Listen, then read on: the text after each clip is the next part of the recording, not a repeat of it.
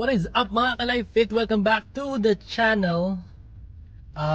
Kakatapos lang ng meetings around Clark area, and in a while I will be driving back to city of San Fernando, pero not yet going home. I still have a radio interview with Bright FM 91.9. As you can recall mga ka-Life Fit, I think that was season 4 ata. Na-interview na tayo mga ka-Life Fit, and Sir RJ was kind enough to invite us again for another interview, Father's Day interview. So pupunta tayo ngayon sa studio and na-interview tayo ulit mga ka-Life Fit for Father's Day. So let's go mga ka-Life Fit!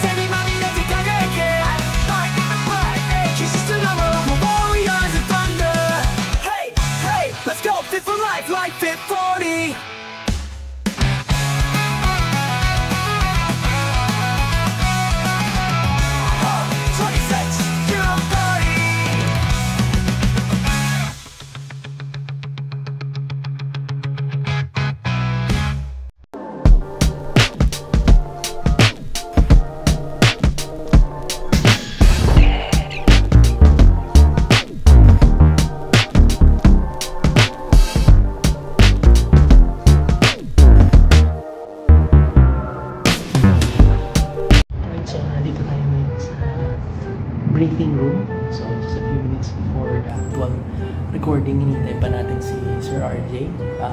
Pero binigay na niyo yung mga pointers and questions kanina. So ano lang, little review lang naman. So wait na natin ang call time. Sir, kayo invite kayo na kanya yung talaga. Kaya naman yung talaga. Wah! Same wah! Kini mo rin. Ano di prod mo, Professor Marvin ang po yung mamta. Higit ko lapin nandito.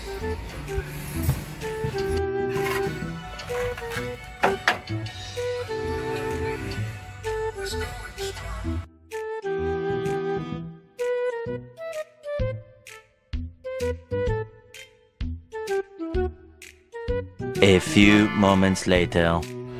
Okay, nandito na tayo sa recording booth. So in just a few minutes magsa-start na. I'm not sure kung ilang minutes pa, pero it's almost 7:30.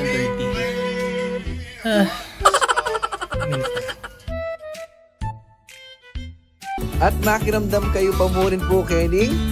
It's psych time. At, it's we're talking about resources, no? So everyone has resources, and it's up to us paano natin gagamitin yun, i-allot yun. So there's time, there's effort, there's energy. So yung energy management na natutunan ko kay kay JC Santos nung na-interview ko siya doon sa isang episode ko sa I think season 4 ata season 5, I'm not sure, pero he said specifically something about energy management. So ano yung actor to, no? Sir yeah, JC Santos, yung actor, yeah. Na actor niya. Oo. So I was able to interview him. May sinabi siya about energy management. So ano rin pala yun? It's something na kailangan mo rin palang i-focus yun kasi most of the time, we tend to put all our energy into one task. Pagdating nung end of the day, exhausted ka na, hindi mo na mabigyan ng energy or attention yung mga anak mo, tsaka yung wife mo. Kaya nagkakaroon ng mga misunderstandings na pag-uwi, buwisit na. Or, ako ano yun merong effect yun So, Sa relationship. Sa relationship. So the energy management matters also. Then there's also the actual providing itself, 'di ba? Yung pag-provide mo ng finances and all. Ang daming way kasi ng pagpo-provide. Hindi lang akala nila pag sinabing you have to be a good provider, no. Automatic sasabihin nila pera yan. Pero there's a lot of things about being a good provider din. Na alam natin as Pilipino is ang lalaki is sinusuportahan ng babae, ang tatay is sinusuportahan ng nanay.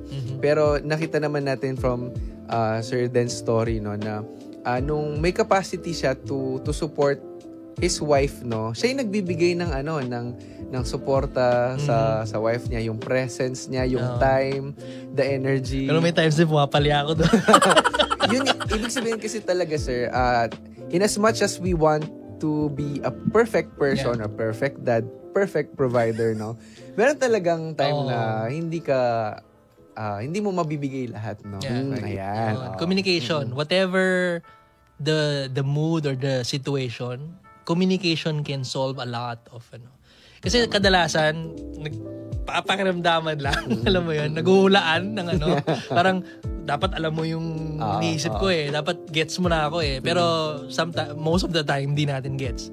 It goes both ways. Minsan ang babae nagpapahula, yung kailangan alam ng asawa kung ano yung gusto niya or naisip niya. Oo, tapos pag hindi na-gets, away na. It's the same with men also na pag ang lalaki tumahimik, dapat we expect alam din ng asawa natin kung anong mood natin. Actually, hindi walang ganun walang manghuhula, walang magician. Yan malinaw po yan Kailangan lang mag-communicate.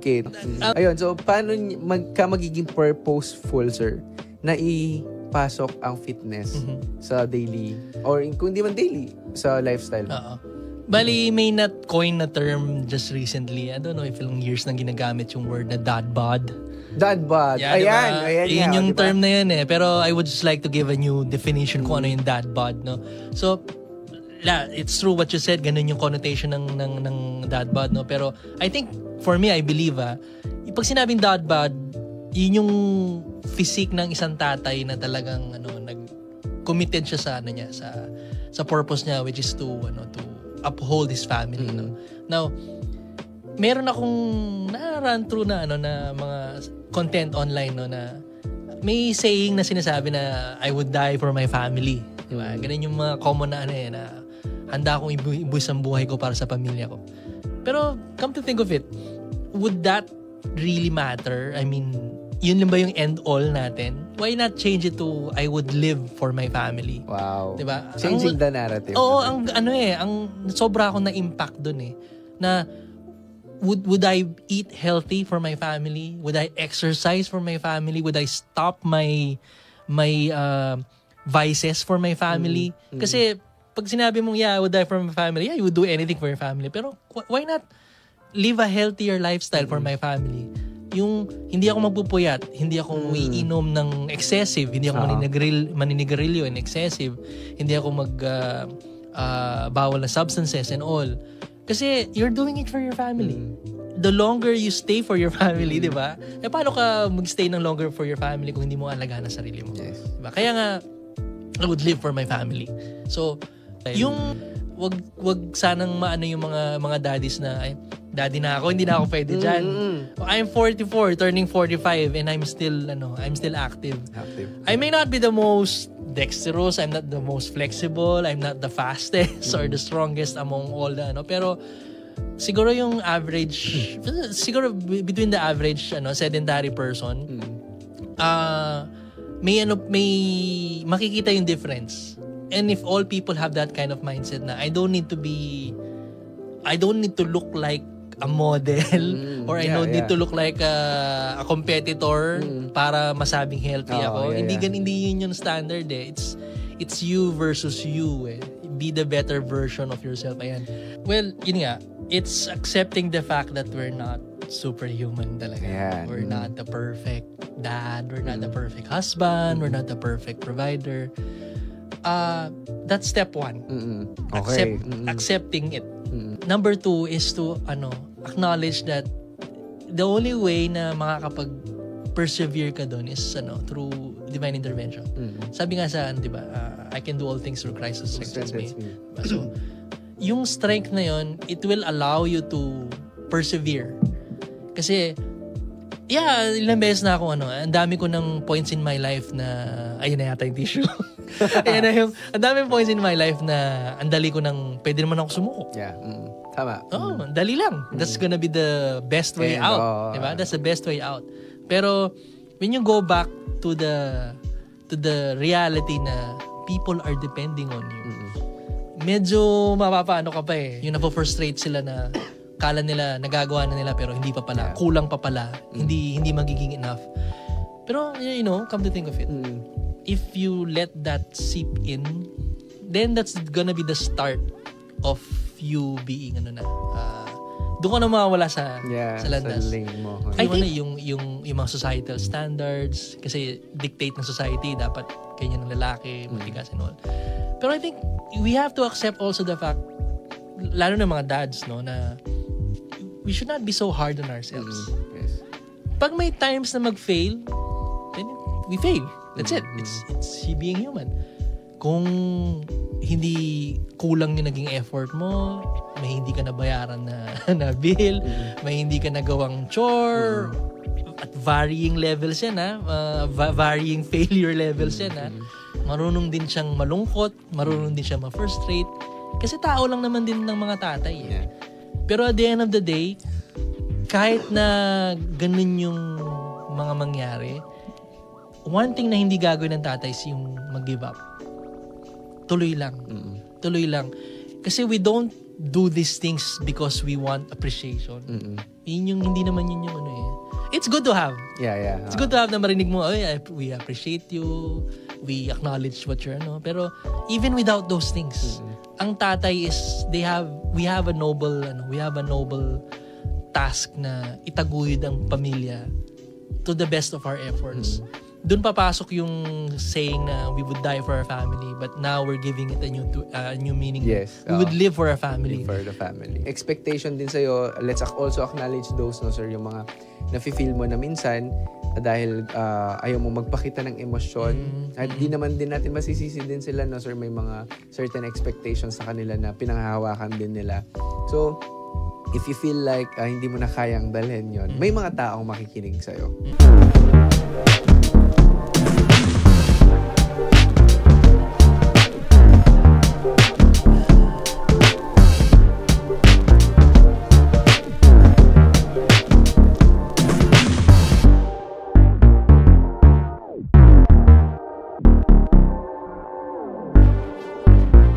So, there you have it, mga Ka-Life Fit. Done with the radio interview.